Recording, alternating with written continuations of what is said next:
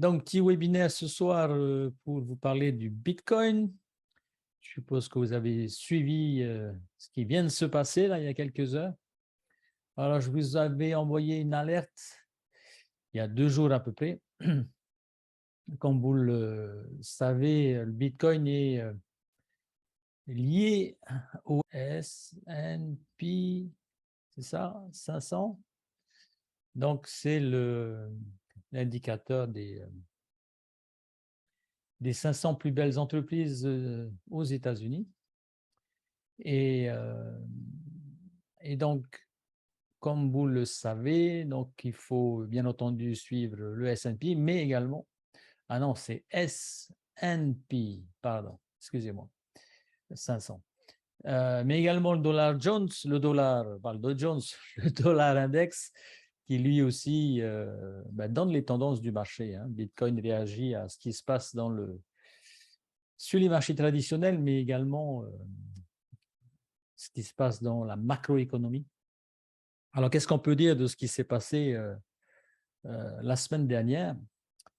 Premièrement, c'est que la Fed, que vous voyez à l'écran, a envoyé un signal plutôt négatif au marché en disant l'inflation continue, donc la politique qui consiste à lever les taux d'intérêt va se poursuivre.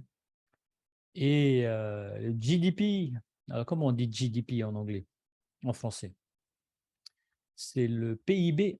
Le PIB américain, lui, est en chute. Donc, très mauvaise nouvelle envoyée à l'ensemble des investisseurs par Jerome Powell de la Fed. Et pour autant, ça ne s'est pas trop vu sur les cours, on va les voir juste après. Autre nouvelle également, donc c'était, je ne sais pas si vous connaissez Idriss Abel Khan, intéressant également, qui faisait une analyse de la situation de la Chine. Comme vous le savez, la Chine subit une crise financière, donc une bulle immobilière, pardon, avec voilà, des immeubles, des villes entières qui avaient été construites et qui sont inhabitées, donc des villes fantômes, et des milliers d'investisseurs qui se retrouvent sans leur logement et à devoir rembourser les crédits. Donc, manifestations dans la rue. Et ce qui était intéressant, c'était de voir si la Chine allait résister aux tentations des Américains d'envahir le Taïwan. Donc, vous le savez, Nancy Pelosi, il y a un mois, avait visité Taïwan. Ça avait provoqué la colère de la Chine. Et la semaine dernière, les Américains se sont permis de vendre des armes à Taïwan.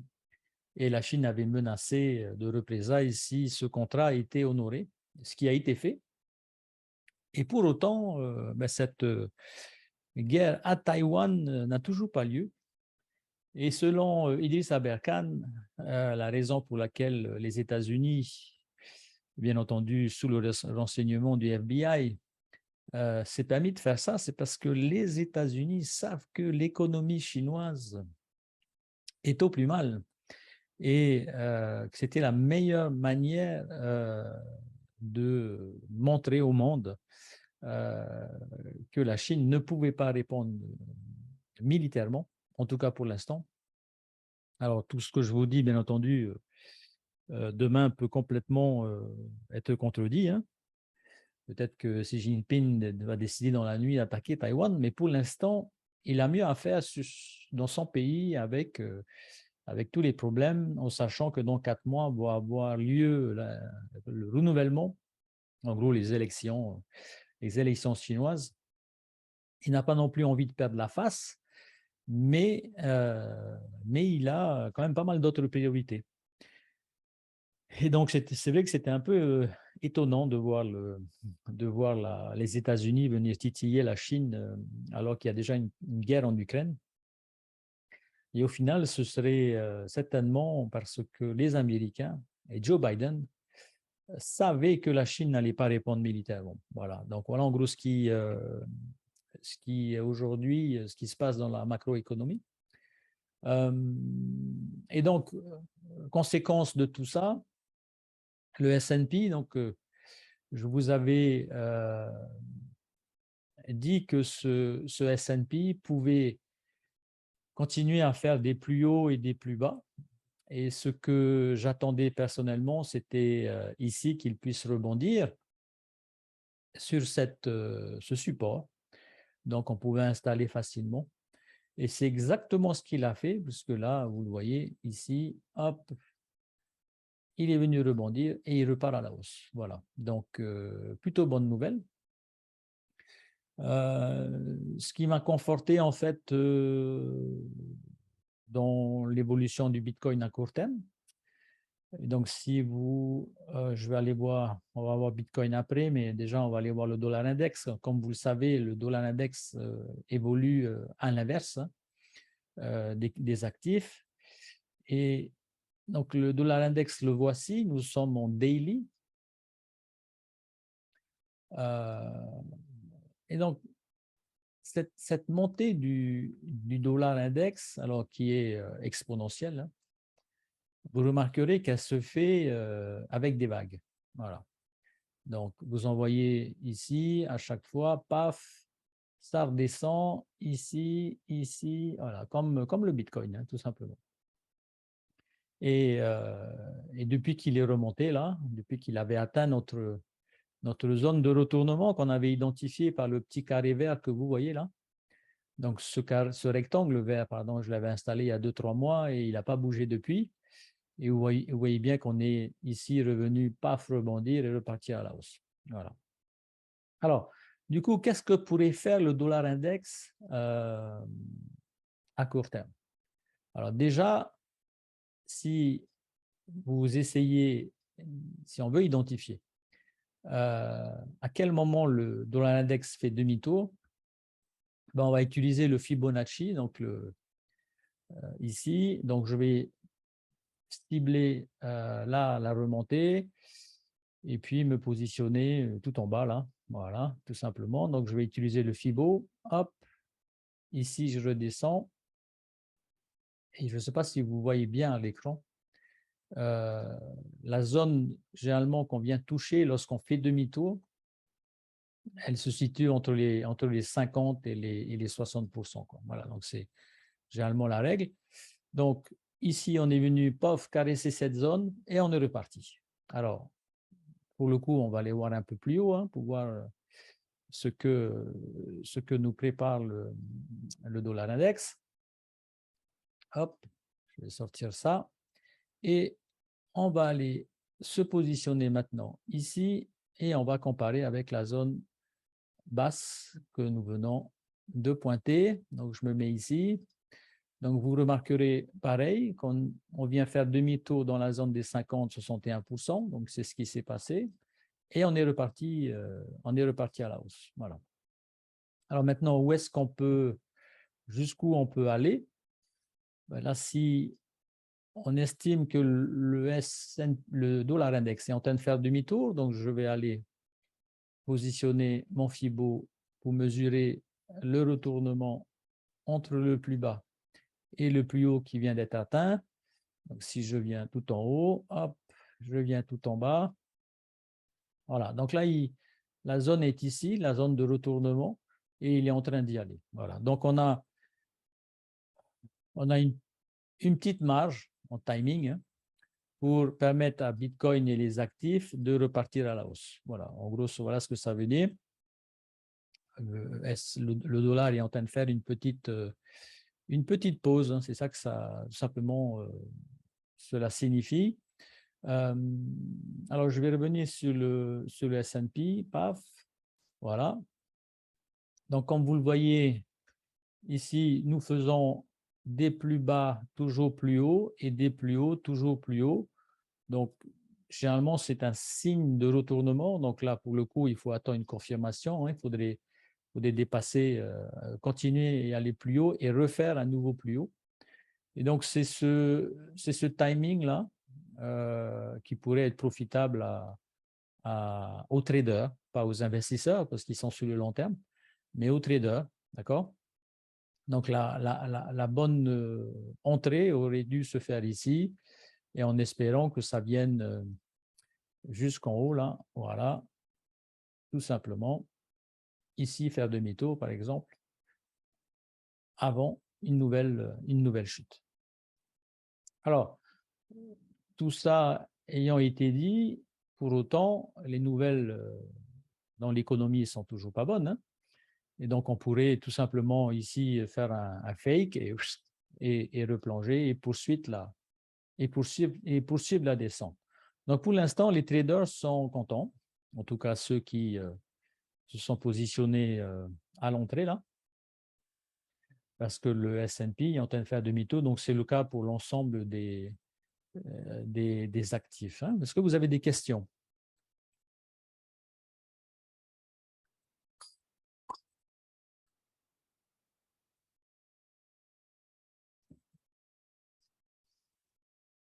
Non?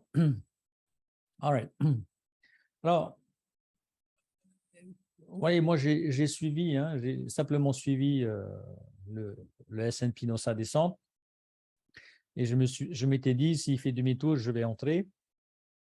Donc c'est ce que j'ai fait sur Bitcoin, parce que du coup c'était une bonne occasion d'entrer.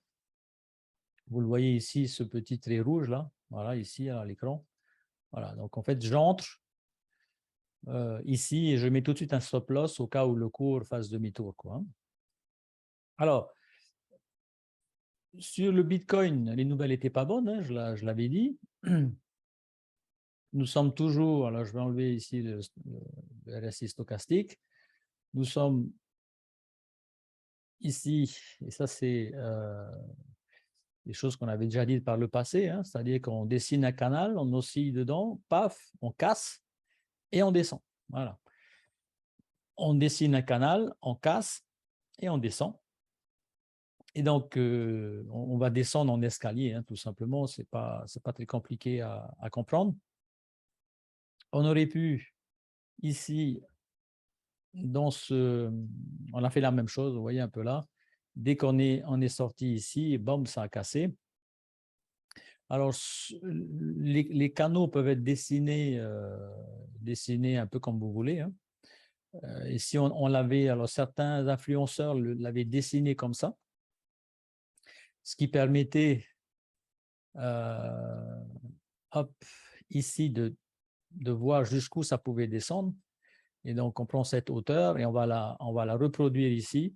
Et vous voyez que ça nous amène exactement dans la zone qu'on a touchée au plus bas, quoi. Alors, pour autant, si on vient basculer en weekly, par exemple, hop, voilà. Donc, ce sur quoi on va aussi porter notre attention, c'est la taille des bougies, hein. Donc, en anglais, alors, engulfing candle, donc les bougies qui englobent les autres, d'accord? Parce que celle-là, généralement, elle ne pardonne pas. Il y en a une ici, vous le voyez. Donc, la taille de cette bougie englobe les 3 dernières.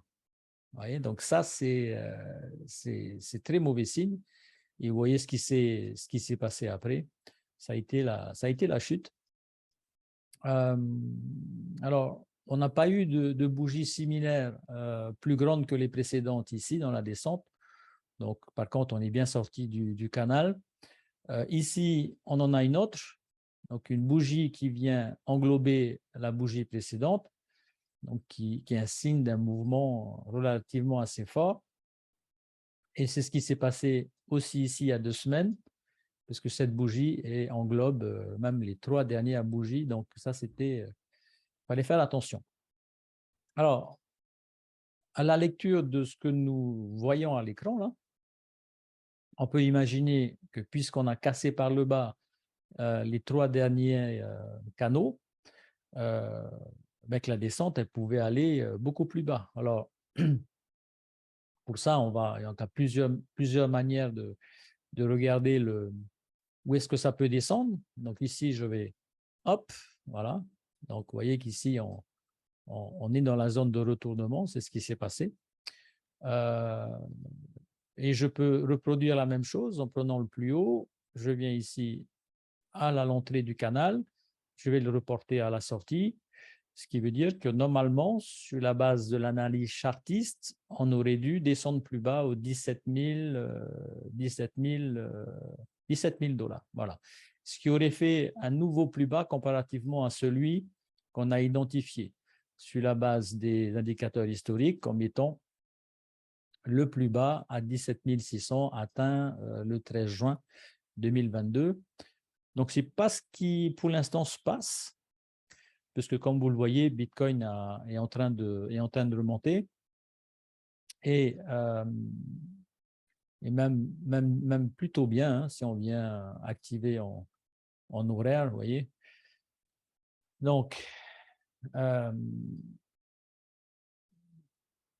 perso, à la lecture donc, du S&P 500, donc je m'attendais à ce que Bitcoin reparte à la hausse. Donc, c'est pour ça que je vous ai fait ici, il y a un jour à peu près, hein, je vous ai fait ce post où je vous disais, attention, S&P risque de rebondir.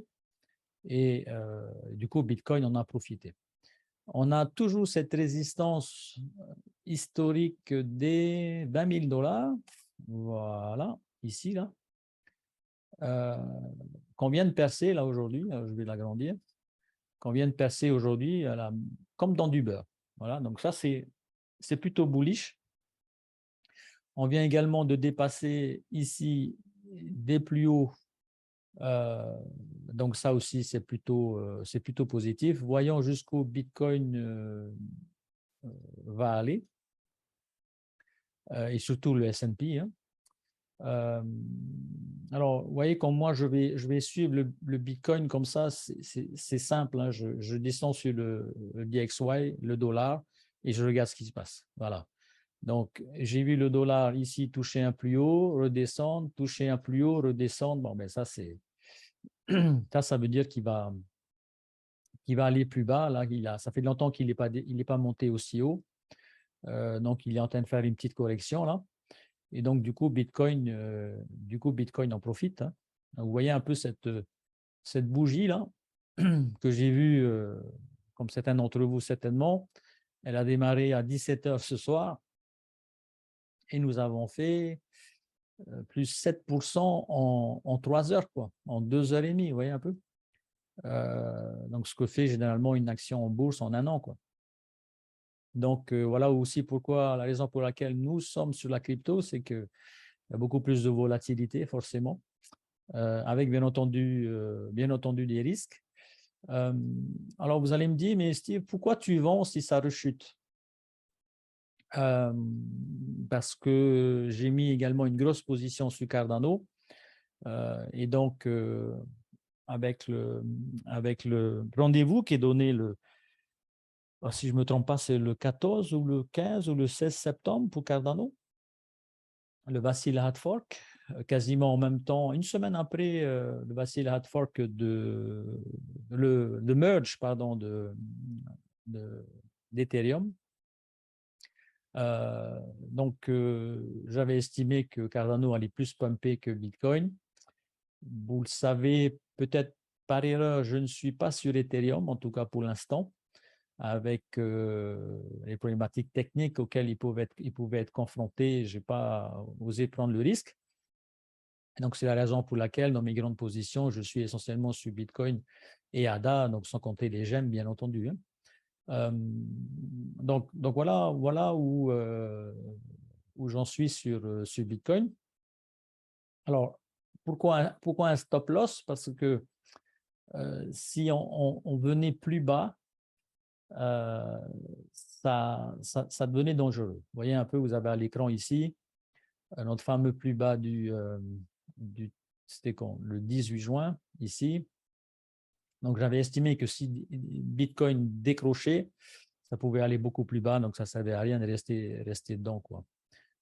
Donc ça, là, je m'adresse aux traders, bien entendu, hein, ceux qui ont envie s'amuser à miser 100 $, hein, en faisant ce type d'opération, que je ne recommande pas si vous démarrez, et Nora non plus, ni Manari, nous vous recommandons une fois de plus, hein, à ce que vous fassiez du trading parce que c'est très dangereux.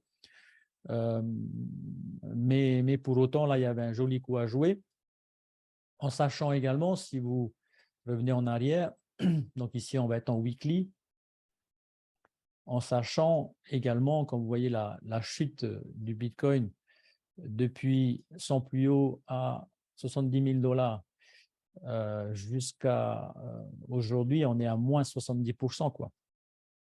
Moins 70%. Alors, généralement, il va, dans les cracks précédents, il allait à moins 85. Donc, on aurait pu effectivement aller plus bas, c'est-à-dire venir dans la zone ici des derniers des résistances et également de résistance qui se fait transformer en support. Ça ne veut pas dire qu'on ne va pas y aller. Donc, c'est aussi la raison pour laquelle le DCA, hein, je me répète, mais ça vaut le coup quand même de répéter les règles. Le DCA est important, toujours se garder du budget au cas où le cours allait beaucoup plus bas, quoi, hein. Alors, notre chose également, c'est donc là, vous avez à l'écran le 22 septembre, le vacille. Alors, le 14, c'est Ethereum. Alors, excuse-moi. Merci, merci Remana. Donc là, vous avez le cours du Bitcoin depuis 2011. Voilà. OK. Et donc, je suis en logarithmique, hein, parce que si sinon, ce serait illisible. Donc, je suis en logarithmique. Et du coup, on voit mieux le relief, hein. Et j'ai identifié ici par les traits horizontaux, verticaux, pardon, les mois de septembre. En rouge, les mois de septembre qui sont bearish, donc qui ont été en baisse. Il y en a 1, 2, 3, 4, 5, 6, 7. Et en jaune, les mois de septembre qui ont été bullish, donc il n'y en a eu que 4. Donc ça veut dire qu'il y a historiquement sur le Bitcoin 2 mois de septembre où le Bitcoin plonge et 1 sur 3 mois au mois de septembre où le Bitcoin monte. Donc, le mois de septembre n'est pas très favorable à Bitcoin. Donc, ça, c'était quelque chose, c'est quelque chose qu'il faut savoir. Donc, même si on peut remonter là et faire du sensationnel, il faut que vous sachiez que généralement, les mois de septembre est un mois qui chute. On est en train de monter, donc attention à des retournements. Beaucoup de personnes attendent le Bitcoin ici, là, dans cette zone-là. D'autres l'attendent plus bas, hein, à 8 000 $. Donc, voilà, on n'est pas à l'abri d'un retournement.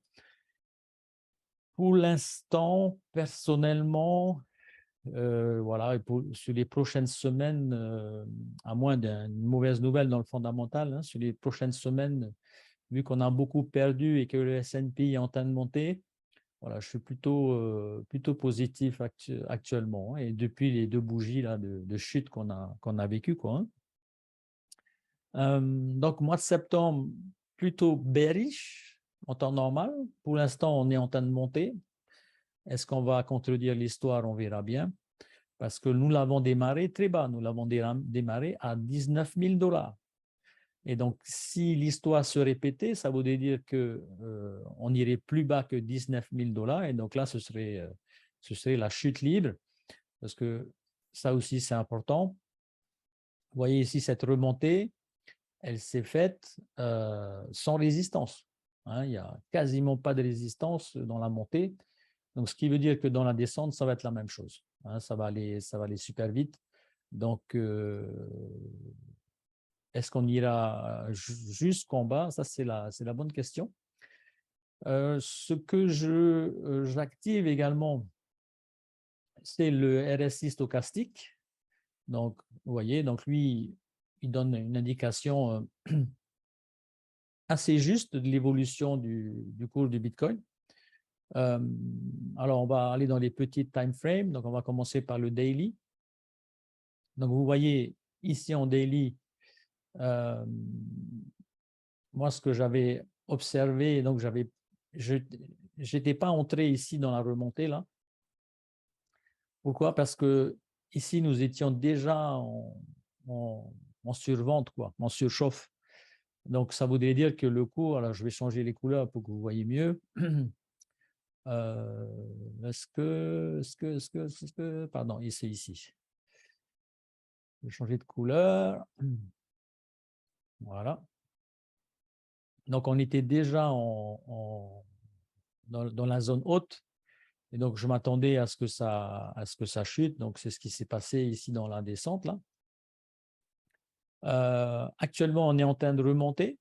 OK, alors, le concepteur du stochastique RSI nous invite à surveiller la zone des 20. Donc, c'est ici à droite, là.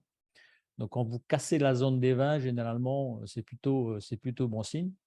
Ça ne veut pas dire pour autant que le cours se met à pumper, parce que regardez bien, tout de suite, regardez ici, lorsque on casse les 20, le cours, il reste plutôt flat, il se met même à baisser.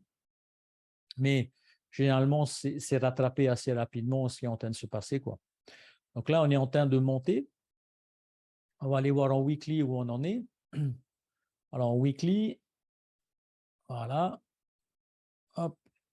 Vous voyez, lorsque ici, nous touchons notre ATH, nous sommes ici, ça chute, et donc le RSI baisse également. Ensuite, ça remonte là, donc ça veut dire qu'on est dans la zone de surchauffe, et qu'est-ce qui se passe après? Boum, ça rechute en même temps que le RSI. Voilà. Alors, regardez où on en est aujourd'hui. OK? Donc, on est quand même assez haut. Donc, c'est aussi la raison pour laquelle je vous disais attention au mois de septembre parce que ça peut très vite faire demi-tour. On peut aussi s'amuser, comme sur le cours, à poser ici des lignes, des résistances et considérer, par exemple, que là, on a touché une résistance et que normalement, on devrait chuter, ce qui correspondrait à un mois de septembre bearish, comme ça toujours, en majorité, 2 fois sur 3, ça a été le cas, quoi. D'accord? Voilà, en tout cas, donc mois de septembre, a priori, pas très favorable au Bitcoin. Pour autant, le S&P est en train de faire demi-tour, donc Bitcoin pourrait en profiter. Donc les traders s'amusent à profiter de cette hausse pour gagner quelques milliers de dollars dans la remontée. Et alors, il y avait également ici, je suis en 2 semaines là. Alors, je vais aller retirer mes mois de septembre. On n'a plus besoin. Hop, voilà. Donc, historiquement, vous voyez le niveau des 20 ici, là, on le voit bien. Donc, c'est le niveau qu'il faut surveiller. Et on a rebondi une fois. On n'a pas osé passer. Actuellement, on est encore en train de rebondir dessus. Est-ce que ça veut dire qu'on va plonger? Et à ce moment-là, on descend beaucoup plus bas. En sachant qu'au mois de septembre, là, nous sommes déjà très bas. Nous sommes le mois de septembre a démarré à moins de 19 000 $. Il ne faut pas l'oublier, ça. Mais pour autant, et ça, je l'avais aussi précisé précédemment, ici, nous sommes dans des zones d'achat que l'on n'a pas vu que l'on a vu 5 fois dans l'histoire du Bitcoin. Alors, pourquoi 5 fois dans l'histoire du Bitcoin? Par rapport à la montée et les niveaux de prix que le Bitcoin a atteint dans son ATH, ici, acheter un Bitcoin à 19 000 $, ça revient à acheter le Bitcoin ici quand il était descendu à 4 000 $, proportionnellement, d'accord? L'opportunité elle est là. Hein. Pourquoi? Parce que le cours était monté ici à l'époque, pour ceux qui étaient déjà avec moi dans la crypto, le cours était monté à 13 000 $. Et donc, l'acheter ici, c'était l'opportunité du siècle. Le cours du Bitcoin est monté à 60 000 $, 65 000. L'acheter ici, c'est encore une sacrée opportunité. Alors, ce ne sont pas des conseils en investissement, bien entendu, vous faites ce que vous voulez. Hein. Je vous dis simplement ce que l'histoire nous dit. Lorsque, alors pareil, je vais enlever les petits traits là. Alors, hop. Alors, double bottom, oui, Remana, on va revenir dessus. Je vais juste terminer ma démonstration. Lorsqu'on est monté ici, acheter un Bitcoin ici, voilà, ça fait partie des 5 opportunités d'achat incroyables. Donc, ici, on a 3. On va aller un peu plus loin. Donc, ici, après le crack de 2017, le niveau de prix, même si on a 2 bottoms, mais pour autant, le niveau est quasiment le même.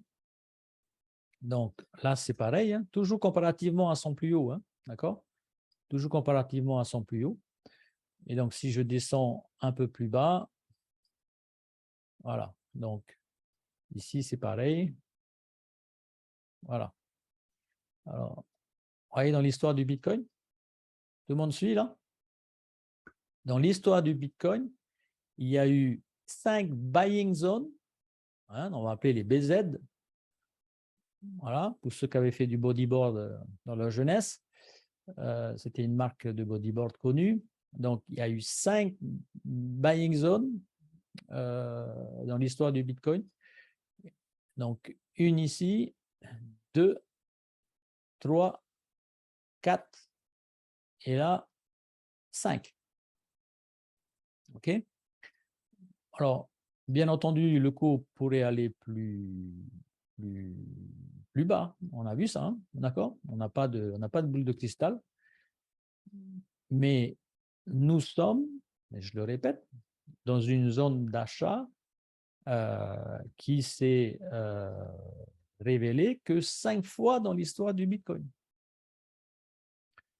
Donc, vous faites ce que vous voulez. Hein.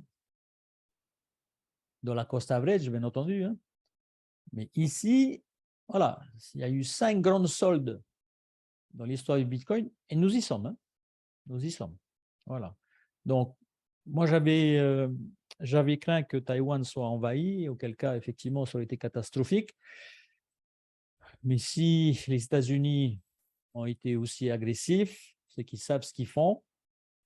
Et donc, a priori, Taïwan, on va croiser les doigts pour qu'il ne soit pas envahi par la Chine. Et à ce moment-là, je ne vois pas quoi d'autre comme mauvaise nouvelle pourrait tomber. Alors peut-être la chute d'Evergrande dans l'immobilier, etc., en Chine. Alors ça va surtout concerner la Chine et 500 banques à l'international quand même, mais la Chine semble vouloir contenir cette catastrophe. À part l'invasion de Taïwan, je ne vois pas ce qui pourrait nous amener plus bas, quoi. OK? Donc, on est dans la buying zone. Hein. C'est ça que je veux dire. Alors, Rimana, alors juste je termine là-dessus. On va quand même aller voir dans le mois hein, pour confirmer ce que je dis. Voilà. Et donc, les buying zones dont je parlais tout à l'heure, elles sont là. Hein. OK?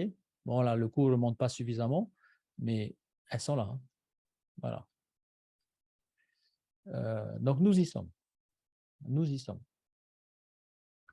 Alors, Remana a mentionné, alors, surveiller pour le coup, même en monthly, le niveau des vins. Hein, d'accord? Surveiller le niveau des vins. En weekly, comme je disais, peut-être chute, on verra jusqu'où ça va nous amener. Alors, affichage, hop, taille réelle. Et comme Remana le disait, alors on va aller voir ça maintenant de plus près. Hop. Donc, vous voyez, assez rapidement, vous pouvez faire votre analyse avec les différents outils qu'on vous partage. Oui, donc pour le coup, alors on va rester en daily, peut-être ça va être un peu plus voyant. Effectivement, j'avais aussi mentionné la dernière fois, comme en 2018, vous voyez, alors on va remonter plus loin, hein. En 2018, il y a eu double bottom. OK? Donc ça, c'est une chose. Avec un espace quand même assez important entre les deux, parce que du 12 janvier 2015 au 21 août, donc c'est quand même 4-5 mois.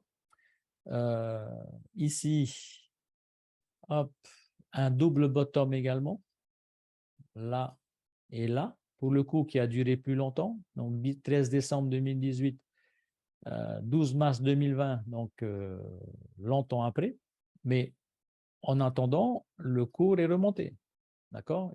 Il n'a pas fait un nouvel ATH, mais il est remonté avant de chuter. Donc, sans mauvaise nouvelle dans le fondamental, il se pourrait qu'on vienne, à partir de maintenant, revivre ça. Et donc, pour le coup, le double bottom dont tu parles, Raymana, correspondrait plus à ce qui s'est passé ici en fin du crack 2018, où on a le bottom et un bottom un peu plus haut. Et donc, si je reviens sur le cours actuel, voilà, nous avons notre bottom et un bottom un peu plus haut, hein. Donc, voilà, à surveiller. Mais voilà, pour suivre l'actualité de manière quotidienne, les nouvelles ne sont toujours pas bonnes, mais je ne vois pas ce qui pourrait être pire que ce qu'on a aujourd'hui. Et pour l'instant, ben, Bitcoin réagit et S&P 500 rebondit. Donc, voilà, mois de septembre, c'est sûr, toujours dans le rouge, majoritairement. Mais malgré tout, on est dans une zone assez intéressante. Et donc, personnellement, je peux pas rester à l'écart. Je ne peux pas me dire, je suis à 100% sûr que ça va aller plus bas. Voilà, hein, on avait déjà démontré que là, tank. Après vous avoir dit ici, nous avons certainement touché le bottom, on est remonté, ça a craqué. Taïwan, ici, Taïwan et États-Unis, voilà, ça a commencé à chauffer, quoi. Maintenant, au vu de la situation de la Chine, et vu qu'elle n'a toujours pas réagi, en voyant dans les prochains jours, hein, peut-être qu'elle va envoyer ses missiles, mais si une fois de plus, hein, si les États-Unis se sont permis ça, c'est qu'ils savaient ce qu'ils faisaient. Je ne pense pas que les États-Unis veuillent la guerre absolument.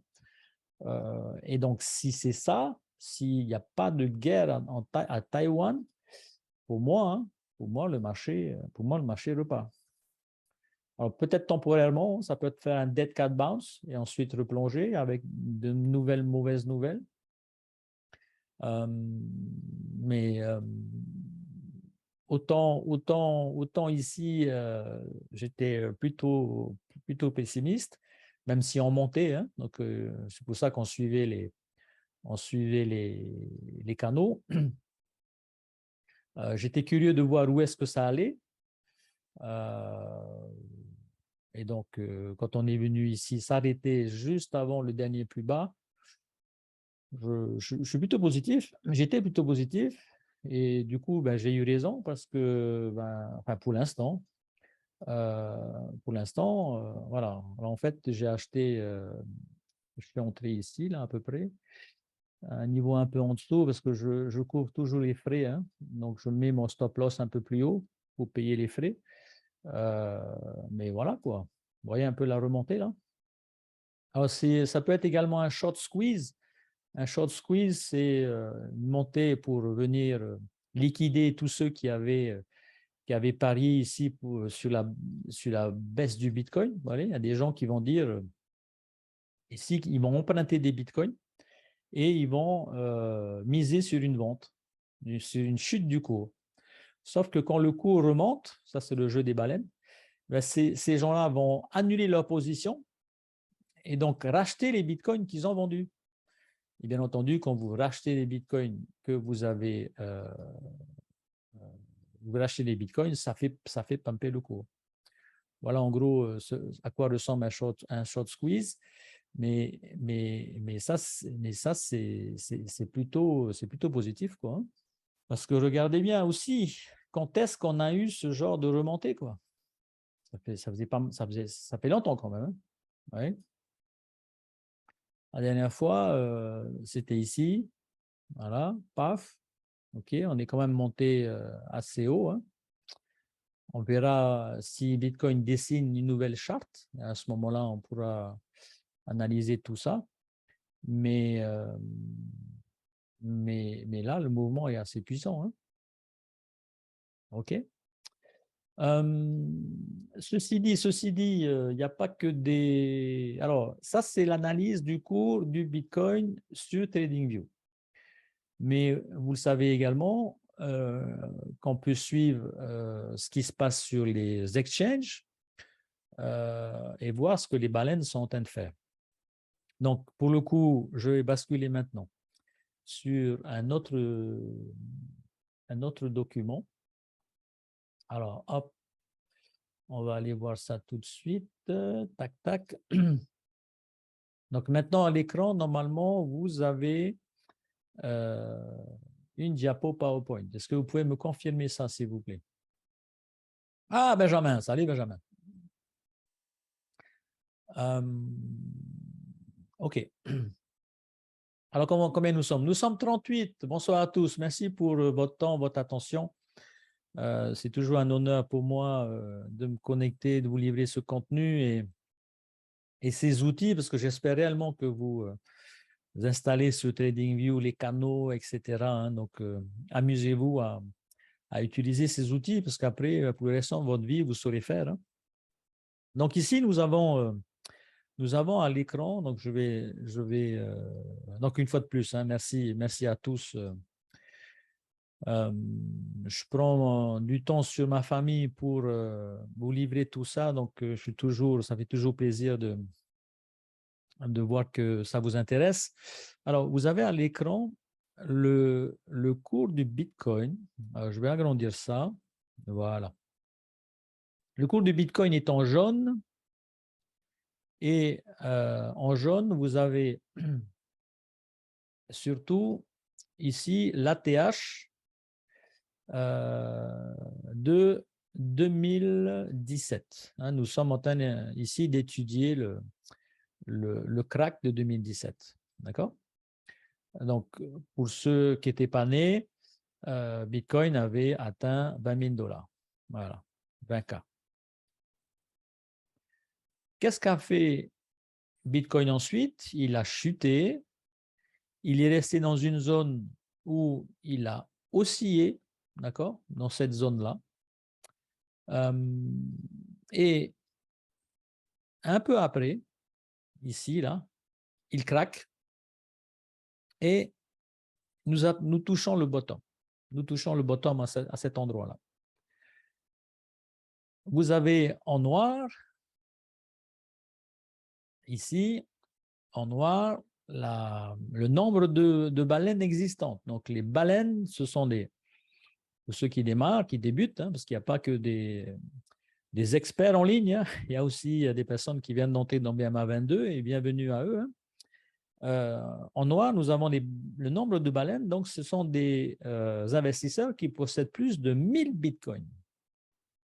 Alors, ils ne les ont pas achetés au prix actuel. Hein, ils ont acheté il y a bien longtemps.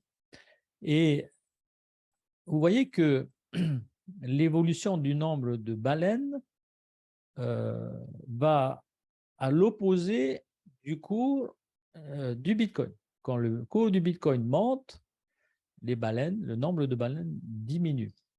Et donc, comment on explique ça? Quand vous avez 1000 bitcoins, vous pensez bien que vous ne pouvez pas les vendre en une fraction de seconde, comme on peut faire pour acheter un bitcoin sur Binance ou Kraken. Il vous faut trouver des acheteurs. Donc, ça met énormément de temps de liquider ou de vendre 1000 bitcoins, 2000, 3000 bitcoins. Et donc, c'est la raison pour laquelle le timing des baleines est important. Et donc, qu'est-ce qu'elles vont faire? Quand le cours monte, eh bien, elles vont sortir petit à petit. Oui, elles sortent petit à petit. Et donc, c'est pour ça, en vendant le Bitcoin, il y a moins en moins de baleines. Voilà, le nombre de baleines diminue. Donc, ça, c'est la façon dont elles travaillent. J'avais précisé lors du dernier webinaire que lorsqu'il y a un crack, donc on va ici avoir le nombre de baleines qui diminue bien, il va y avoir toute une zone ici où le nombre de baleines ne bouge pas trop. Alors, elles font du trading, vous voyez, ça monte, ça descend, ça monte, ça descend. Et en fait, en faisant ça, elles jouent avec les nerfs des petits porteurs.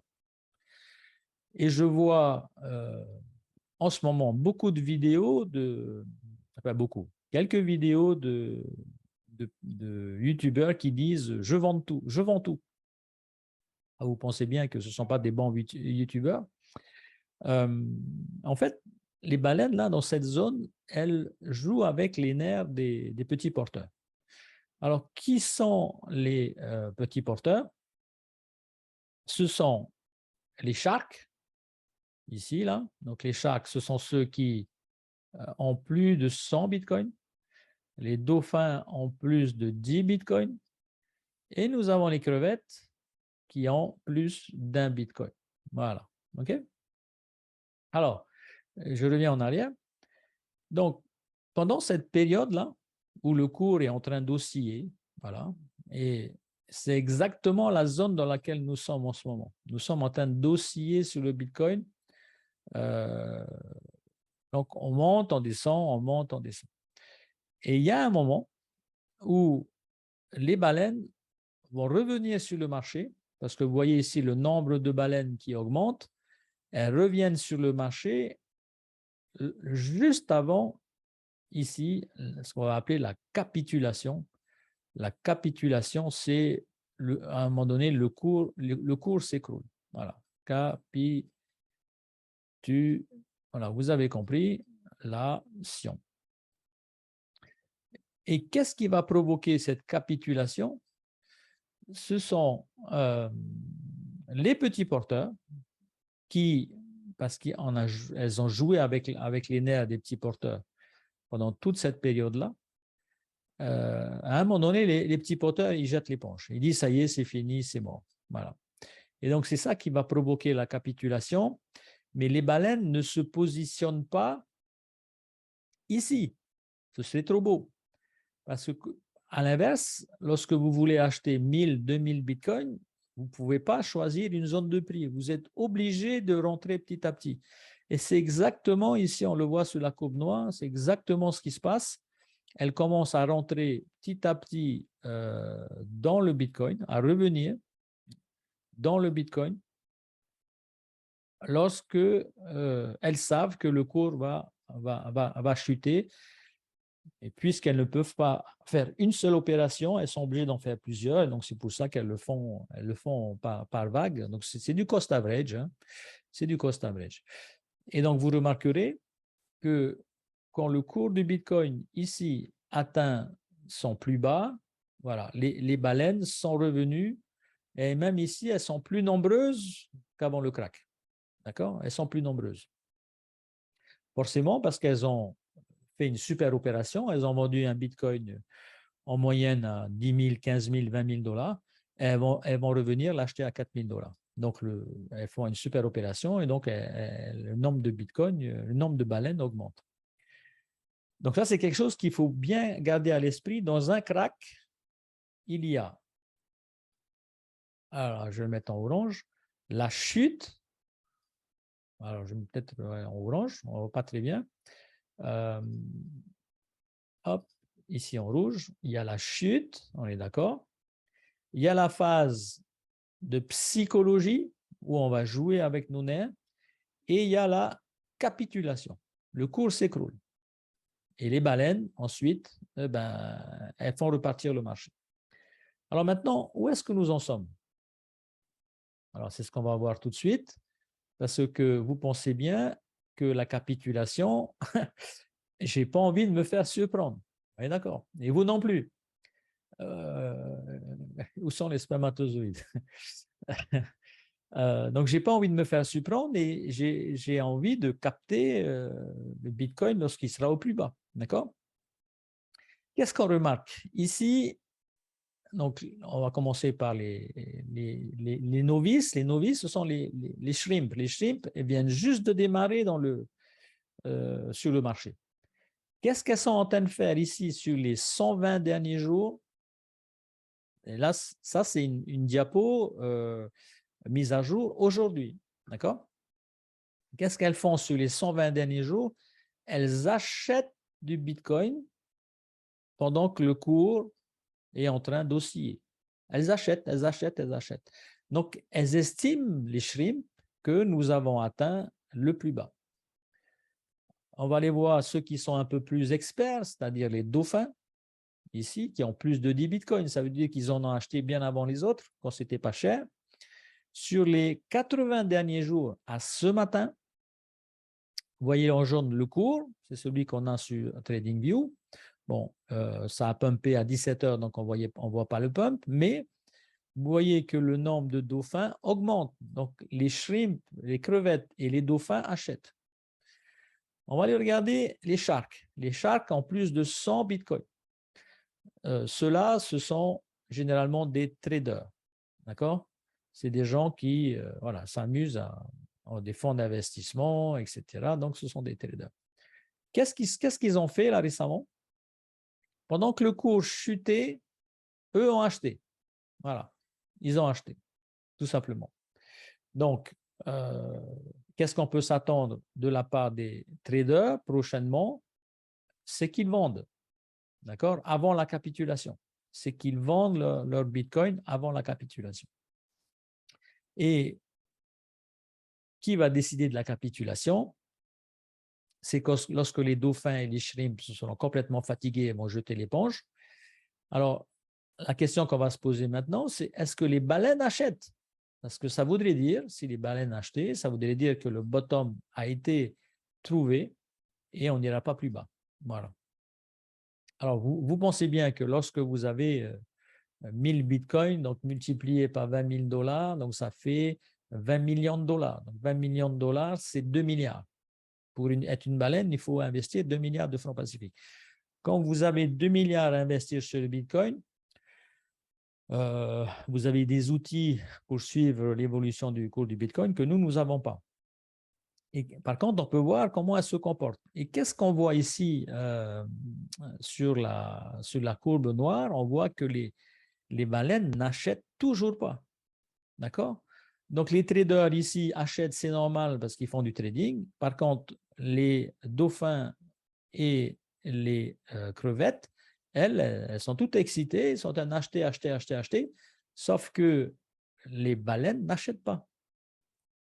Et donc, si les baleines n'achètent pas, c'est que certainement, elles pensent que le cours va aller plus bas. Sinon, elles achèteraient en masse maintenant. Et ce n'est pas ce qui est en train de se passer. Et donc, pour revenir sur l'exemple de 2017, pour faire un comparatif, alors qu'est-ce qui se passe? Hop, ici, tu voudras bien. Donc, ça bug, ça bug, ça bug. Qu'est-ce qui se passe? Alors, mon ordinateur, il bug. Heureusement que je fais ça avec un Mac, parce qu'avec un PC, ça aurait été compliqué. Je rigole, il y en a plein qui aiment les PC, hein, bien entendu, pourvu que ce soit un ordinateur. Alors, du coup, la question qu'on va se poser, c'est par rapport à 2017, où est-ce qu'on est? Ben, nous sommes là dans cette phase, l'équivalent de cette phase horizontale, avant la capitulation, à la lecture du comportement des baleines, parce qu'elles n'achètent pas. Et quand on va voir les baleines revenir sur le marché, donc quand on va voir ici, à gauche, le nombre de baleines qui va commencer, attendez, c'est en train de se, voilà, ici à gauche, et donc je vous dirai à ce moment-là, quand on va voir le nombre de baleines qui augmente, ça veut dire que la capitulation est pas loin. Et donc là, ça voudra dire, attention, on va bientôt toucher le fond du puits. OK? Est-ce que ça va se passer demain? La dernière fois, ça a duré 6 mois, cette période où on reste à l'horizontale. Peut-être qu'avec la crise actuelle, ça peut durer 2 ans, on n'en sait rien. Mais on va être contraint de suivre le comportement des baleines pour se protéger de la capitulation ou mettre en place des ordres d'achat en bas pour pouvoir saisir des meilleurs prix, quoi.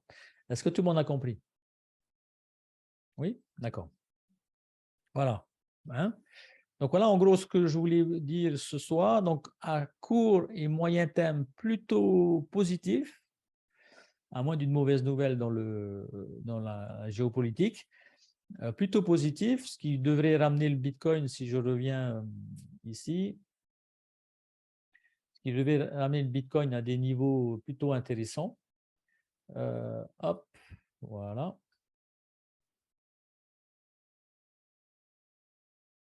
Donc, normalement, vous avez à l'écran, on est revenu sur TradingView. Donc voilà, vous voyez, la montée est en train de continuer. On est en train de dépasser ici la zone dans laquelle on a oscillé quelque temps, hein, donc cette zone-là. Là. Voilà. Donc on vient de dépasser cette zone. Le mouvement est puissant. Hein. OK, le mouvement est puissant. En voyant jusqu'où il va nous amener. Voilà, j'ai un influenceur. Voilà. Pour lui, le bull market démarre. Bon, à voir, à voir, hein, à voir. Donc, tout le monde a son son de cloche, tout le monde a son avis. L'important, c'est de se protéger et puis continuer à faire son cost average, quoi. Hein. Mais nous n'avons pas encore vu la capitulation.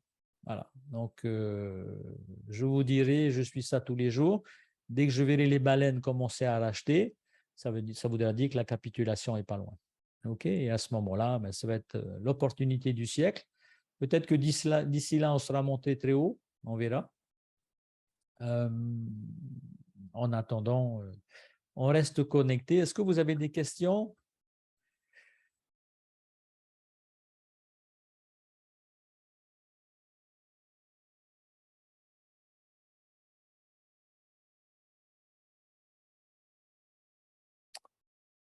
Alors, sur quel site on trouve ces infos? C'est Glassnode. Glassnode, donc G-L-A. Je vais l'écrire comme ça, vous allez. Mais tu les auras pas parce que alors, je crois qu'ils ont changé leur prix, mais de mémoire, en annuel, c'est $7 000. Donc, laisse-moi te fournir les informations sur le groupe BMA, quoi. Hein. Donc, la SNOD, généralement, c'est pour les professionnels, quoi. OK, donc dès que je vois les bitcoins, les baleines revenir et donc racheter, ça veut dire que le cours va chuter et qu'on n'est pas loin de la capitulation. Et c'est à ce moment-là qu'on saisira un bitcoin à un meilleur prix. Mais je tiens quand même à le rappeler parce que quand j'ai dit à ceux au Diamond, non, c'était les ambassadeurs, en 2019, je leur ai dit le Bitcoin est à 4000, je ne sais pas, vous faites ce que vous voulez, mais moi j'en achète. Il y en a qui pensaient que le Bitcoin allait plus bas et on était dans la troisième opportunité du siècle, quoi. Hein, en tout cas des 12 dernières années. Là, actuellement, où nous sommes là, je vous ai montré tout à l'heure, c'est la 5e fois dans l'histoire du Bitcoin. Enfin, alors que des soldes comme celle-là ont lieu. Hein, c'est la 5e fois dans l'histoire du Bitcoin. Donc, après, je vous ai aussi dit que l'histoire du Bitcoin, elle s'est faite en été, quand tout allait bien dans le monde.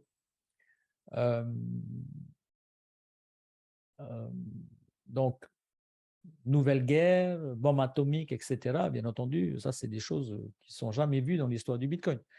Mais malgré tout, nous célébrons actuellement les cinquièmes soldes du Bitcoin, quoi. D'accord? Pour laquelle la règle, c'est DCA. D'accord? DCA. Donc, voyons la suite. Hein, voyons la suite. Peut-être que demain, voilà, hein, ça se remet à rechuter. Alors, du coup, stop loss, et à ce moment-là, on récupère ces fonds. Mais les nouvelles sont plutôt optimistes au vu de la réaction qu'il y a eu là, grâce au S&P 500. Donc, il faut continuer à suivre ça, quoi. Hein. OK, les amis? On est good? Allez, les amis, gros bisous. Merci. Hein? Ciao, ciao. Bye bye.